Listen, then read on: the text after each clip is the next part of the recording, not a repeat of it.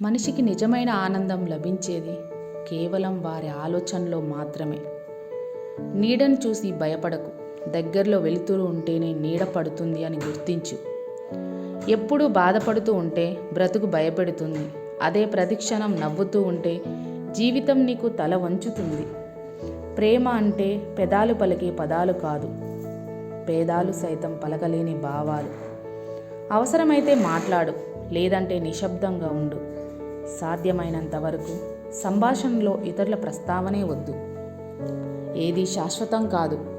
నిన్ను నువ్వు ఒత్తిడికి గురి చేసుకోకు. ఎంతటి గడ్డు పరిస్థితినైనా సరే మారేపోక తప్పదు. ఓర్పు అనేది ఎంత చేదుగా ఉంటుందో దానివల్ల లభించే ప్రతిఫలం అంత తీయగా ఉంటుంది. కళ్ళెదుట ఉన్న సత్యాన్ని చూస్తూ నిజమేంటో తెలిసి అబద్ధాన్ని నమ్మటమే నిజమైన పిచ్చితనం. అందమైన శరీరం చూసి మురిసిపోకండి, ఎందుకంటే దాని విలువ గుప్పెడు బూడిద మాత్రమే. గెలుపునకు తుదిమెట్టు అంటూ ఏదీ ఉండదు.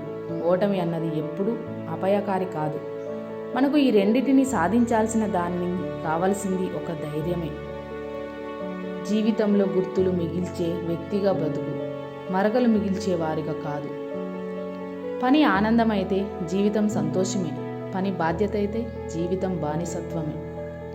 మనకు శత్రువులు అవుతున్నారంటే జీవితంలో వారు సాధించలేనిది మనం ఏదో సాధించాము అని అర్థం.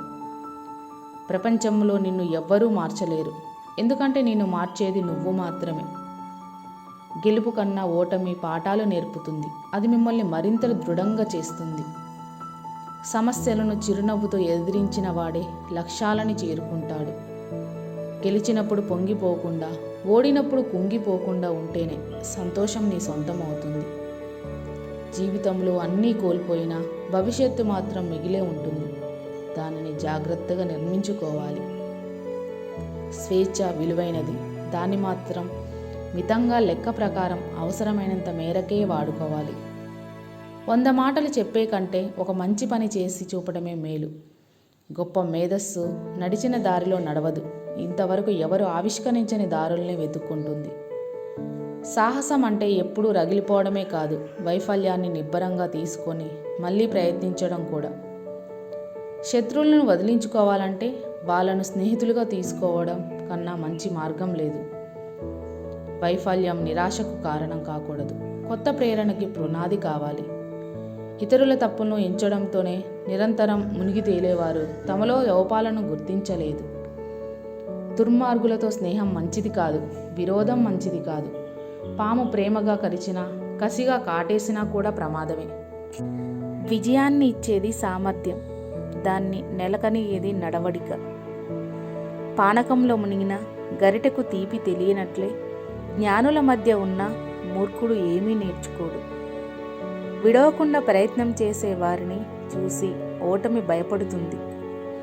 సర్దుకుపోవడం తెలిసిన మనిషికి ఎలా జీవించాలో తెలిసినట్లే. కేవలం ఊహలతోనే కాలం గడిపితే ప్రయోజనం ఉండదు. నారు పోసినట్లు ఊహించినంత మాత్రాన పంట పండుతుందా?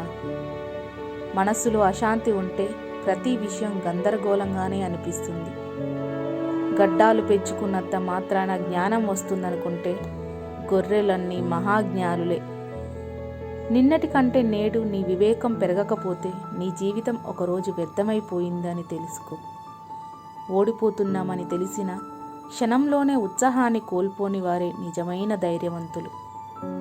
తప్పు చేసి సిగ్గుపడని వారిని సంస్కరించడం ఎవరి వల్ల కాదు.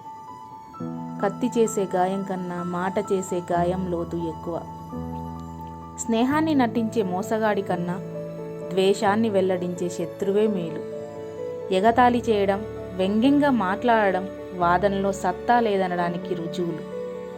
మాట్లాడాల్సిన చోట మౌనం వహించు, మౌనంగా ఉండాల్సిన చోట మాట్లాడడం రెండూ తప్పే. బండి ముందుకు సాగేటప్పుడు చక్రం అడుగు భాగం పైకి, పైభాగం కిందకి రాక మానవు. జీవన ప్రయాణంలో సుఖదుఖాలు అంతే. స్వతంత్రంగా జీవించే అవకాశం ఉండి బానిస భావాలు కలిగి వ్యక్తి కన్నా స్వతంత్ర భావాలున్న బానిస 1000 రెట్లు మేలు. ఎవరైనా నిన్ను ఒక్కసారి మోసం చేస్తే ఆ పాపం వారిదే. రెండోసారి మోసం చేయగలిగితే ఆ లోపం మీదే. అసాధ్యమైనది దానిని ఆశించు, కనీసం అత్యుత్తమమైనదైనా అందుతుంది. శ్రమ మీ ఆయుధమైతే విజయం నీకు బానిసవుతుంది.